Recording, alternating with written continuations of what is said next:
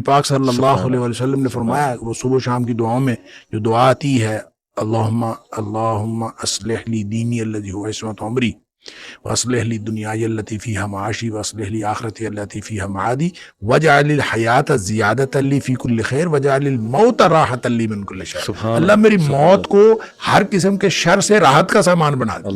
تو اس کا مطلب ہے موت جب مومن کی موت آتی ہے نا تو وہ تو خوش کن ہے صحیح اور ایک بڑے خوشگوار تجربہ ہے. اور اس کے بعد بلکہ وہ جو حدیث کے اندر آتا ہے کہ مومن کو تو موت سے پہلے اس کے کان میں خبر دی جاتی ہے. اچھا موت کا فرشتہ آ کے کان میں کہتا ہے اے پاکیزہ روح صحیح نکلو.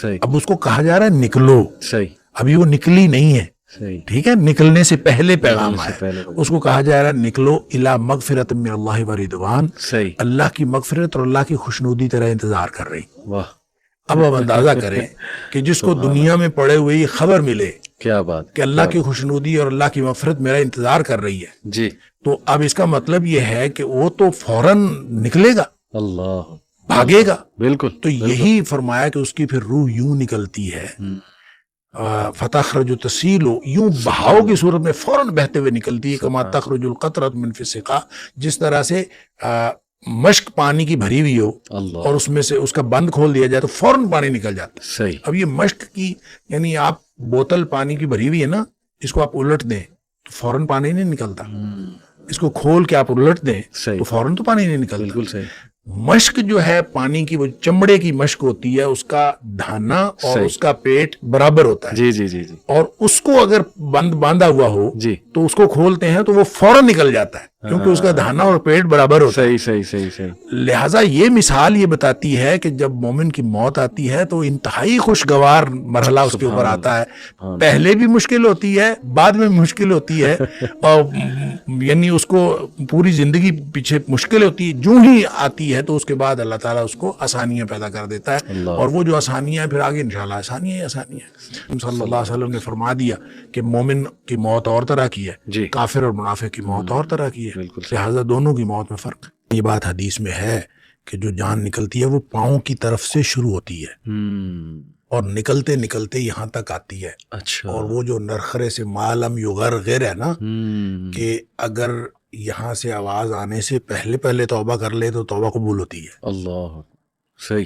اور یہ یہاں سے جو آواز آنی ہے وہ اس وقت آنی ہے جو باقی جسم سے جان نکل جانی ہے, بالکل آخری مرحلہ ہے, صحیح یہاں سے بالکل ختم. سبحان کہ نبی کریم صلی اللہ علیہ وآلہ وسلم کسی جنازے میں تھے اور قبر کی تیاری میں بھی دیر تھی, تو جیسے سب انتظار میں بیٹھ جاتے ہیں تو نبی پاک صلی اللہ علیہ وسلم نیچے بیٹھ گئے. ٹھیک آپ کے ہاتھ میں ایک چھڑی تھی صحیح. اور آپ زمین میں جیسے آدمی کچھ سوچ رہا ہوتا ہے تو ساتھ ساتھ ایسے, تو پھر آپ نے اس موقع پر ایک بات ارشاد فرمائی. اچھا پھر آپ نے دونوں کیفیتوں کو الگ الگ بتایا. آپ نے فرمایا جب مومن کی روح نکلتی ہے تو فرشتے آتے ہیں, ملک الموت جنت سے کفن لے کے آتے ہیں, صحیح.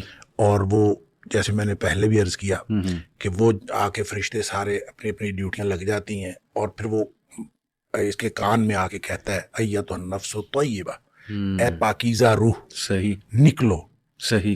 اخرجی الی مغفرۃ من اللہ و رضوان, سبحان اللہ. اللہ کی مغفرت اور اللہ کی خوشنودی کی طرف نکلو. اللہ اکبر اللہ. تو پھر وہ تو فوراً نکلتی ہے نا, مطلب اس کا تو مطلب خوش ہوتی ہے. وہ تو خوش ہوتی ہے, وہ تو نکلنے کے لیے پھر دیر ہی نہیں لگتی. صحیح. اور وہ جیسے پانی کی مشک بھری ہوئی ہے تو بند کھول دیا جائے, صحیح. تخرج تسیل کما تخرج القطرۃ من فی السقا, صحیح. وہ نکل جاتی. ٹھیک. تو دوسرا جو ہے جب وہ مومن کے علاوہ کافر اور منافق کی موت کے لیے جب فرشتے آتے ہیں تو نبی کریم صلی اللہ علیہ وسلم نے فرمایا وہ جہنم سے بدبودار کفن لے کے آتے ہیں.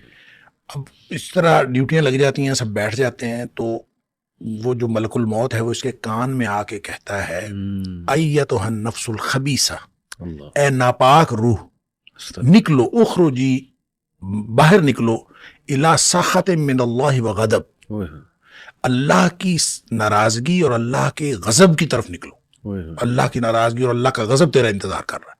آپ اندازہ کریں جس کو یہ کہا جائے اور ادھر دنیا میں پڑے ہوئے اس کو یہ خبر مل جائے کہ اللہ کی ناراضگی اور اللہ کا غصہ میرا انتظار کر رہا ہے, تو وہ کیوں نکلے گی؟ جی ہاں جی ہاں. پھر نبی پاک صلی اللہ علیہ وسلم فتفرق فی جسدہ, وہ پھر جسم کے اندر چھپتی پھرتی ہے.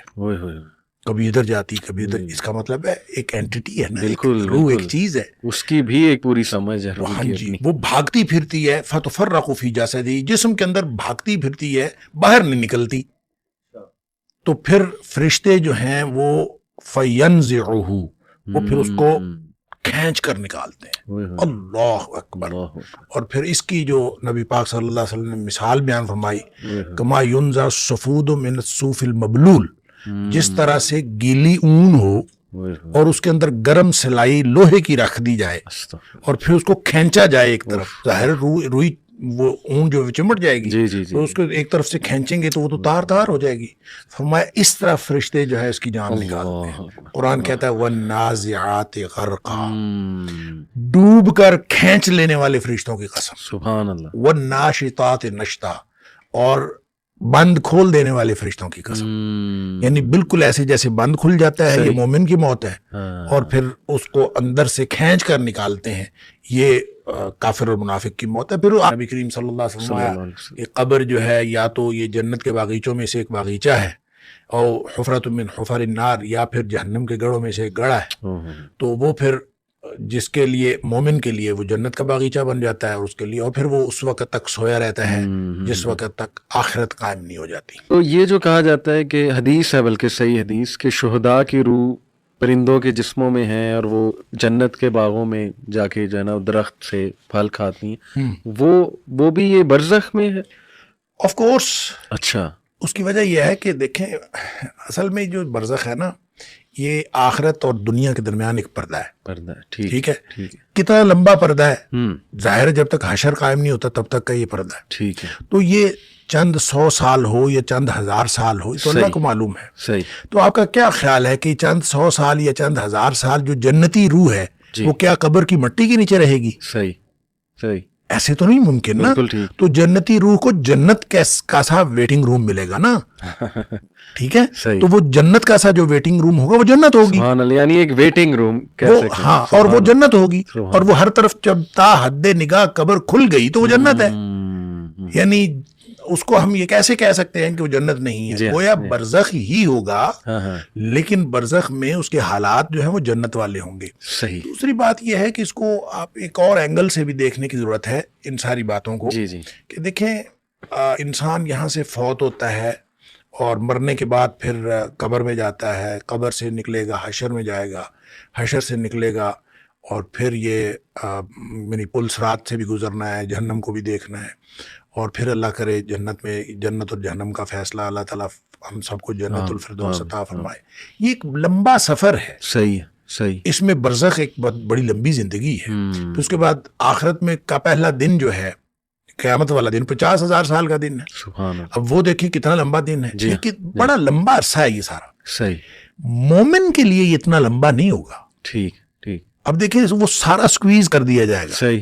اور وہ اس کے لیے تو وہ تو ایسے ہے جیسے عصر سے لے کے مغرب تک کا وہ وقت ملتا ہے, اس کو فوراً گزر جائے. اس کا مطلب یہ سارے مراحل آنے ہیں, لیکن مومن کے لیے تکلیف دہ نہیں ہوں گے. صحیح. یعنی کوئی بھی مرحلہ ہوگا تکلیف دہ نہیں ہوگا. جب جیسے قیامت کی بات کی قرآن نے, یوم یفر المرء من اخیہ و امہ و ابیہ و صاحبتہ و بنیہ لکل امرئ منہم یومئذ شأن یغنیہ. ہر شخص کو اپنی اپنی پڑی ہوگی, باپ بیٹا سب رشتے ختم. صحیح. لیکن ساتھ فرمایا وجوہ یومئذ مسفرہ, کچھ چہرے چمک رہے ہوں گے. اللہ. یعنی انتہائی خوفناک صورتحال بتا کے سبحان اللہ بتایا کہ وجوہ یومئذ مسفرہ, کچھ چہرے چمک رہے ہوں گے, اور صرف چمک نہیں رہے ہوں گے, ضاحکۃ مستبشرہ, خوش ہوں گے اور ہنس رہے ہوں گے. سبحان اللہ اللہ. اس ماحول میں کچھ ہنس رہے ہوں گے. تو اس کا مطلب ہے مومن کے لیے یہاں تک ہی ہے ساری جو خرابیاں ہیں, اور مومن کے لیے ساری سختیاں موت سے پہلے تک ہیں. اللہ. جو ہی اس نے موت آنی ہے تو اس کے بعد تو آسانیاں شروع ہو گئی. اور اس دن وہ سختی جتنی بھی ہو, جتنی مرضی سختی کا دن ہو, سختی کی صورتحال ہو, پل صراط ایون ہو, جس کے بارے میں کہا کہ وہ بہت باریک ہے, جہنم کے اوپر پل ہے, اور وہ بال سے زیادہ باریک, تلوار سے زیادہ تیز, تو ظاہر اس سے گزرنا مشکل. تو مومن تو وہاں سے یوں گزریں گے جیسے بجلی چمکتی ہے. تو اس کا مطلب ہے ان کو تو گزرنے کے لیے کوئی دقت نہیں ہوگی.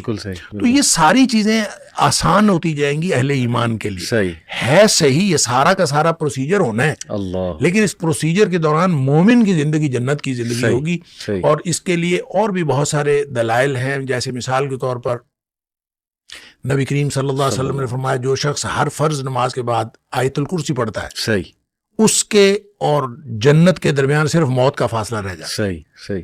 گویا یہاں سے اس کی آنکھ بند ہوئی ہوں. اور اس کی آنکھ جنت میں کھلنی ہے.